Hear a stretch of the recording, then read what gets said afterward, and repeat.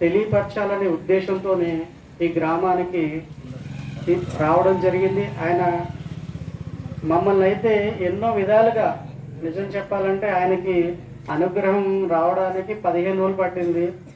ఆ అనుగ్రహం వచ్చింది, మీ గ్రామానికి రావడం జరిగింది. అలాగే ఇక్కడ మీ ముందున్న ఉషామాత గారు వాళ్ళ హస్బెండ్ గారు అయితే మోకాళ్ళు నొప్పులు, ఆయన ఎక్కలేరు అసలు.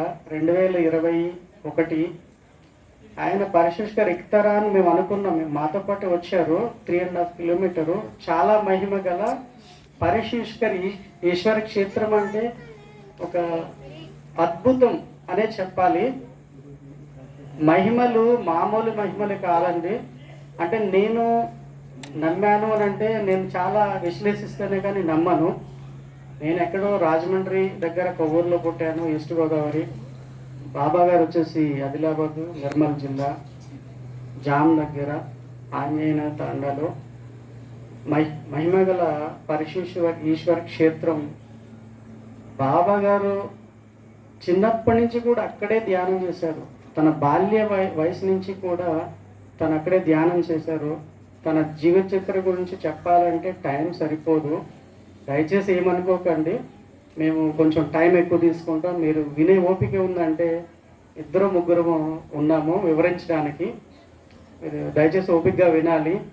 అలాగే ఇవాళ ఒక అద్భుతం జరిగిందండి. మేము బయలుదేరాము బాబా గారిని తీసుకురావడానికి వెళ్ళినప్పుడు ఒక చిన్న ప్రాబ్లం వచ్చింది.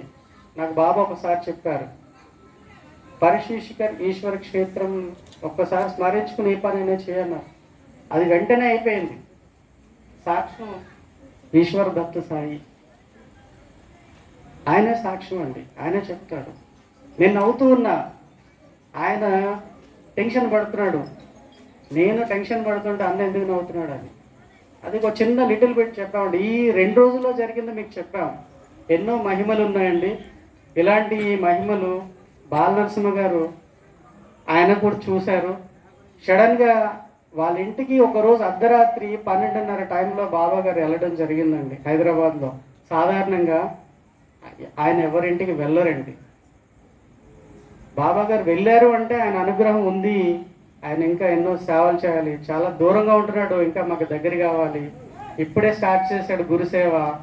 ఇంకా ముందు ఇంకా కష్టపడి గురువు గురించి వివరించాలని భార్యాభర్తలు ఇద్దరిని కోరుకుంటున్నాం.